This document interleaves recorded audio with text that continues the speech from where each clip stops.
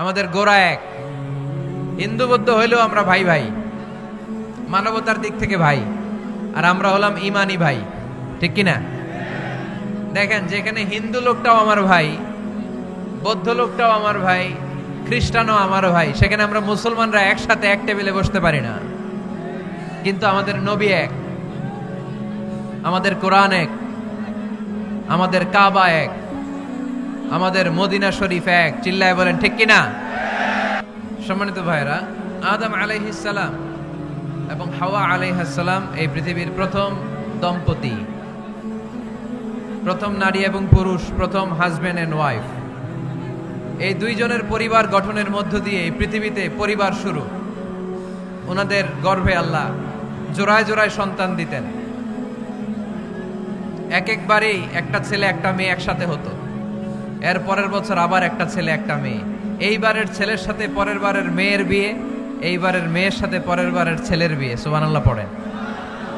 কারণ সম্বন্ধ করার মতো, আত্মীয় করার মতো আর কোনো মানুষ পৃথিবীতে আছে?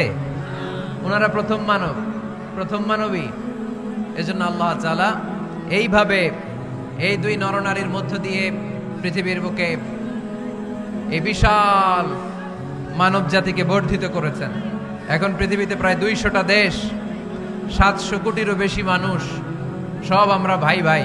আমাদের আদি পিতা আদম, আমাদের আদিমাতা হাওয়া আলাইহিস সালাম, আমাদের গোড়া এক।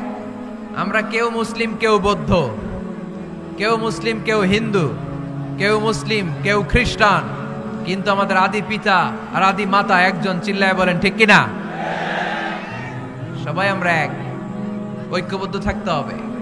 সীসা ঢালা প্রাচীরের মতো বিশ্বনবী এসেছেন মিলাতে। বিশ্বনবী সাল্লাল্লাহু আলাইহি ওয়াসাল্লাম আলাদা করতে আসেন নাই, আমরা আলাদা করতে পছন্দ করি। আছে না নাই? শুরুতেই জিজ্ঞেস করি, তুই কোন পীরের মুরিদ?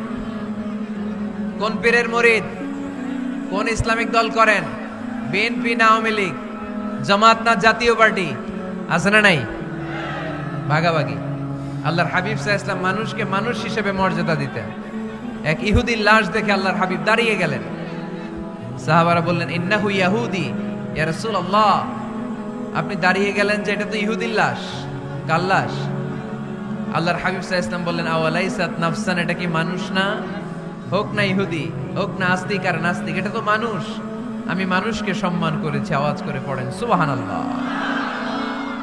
আল্লাহ রাসূল সাল্লাল্লাহু আলাইহি ওয়াসাল্লাম মানুষকে মানুষ হিসেবে কনসিডার করতেন। আমরা আজকাল মানুষকে মানুষ হিসেবে কনসিডার করি না। আমার সবচেয়ে বড় পরিচয় আমি মুসলিম। কোন পীরের মুরিদ ওইটা পরে, কোন দল করি ওইটা পরে। সবার আগে আমার পরিচয় আমি মুসলিম, আমি মুসলমান।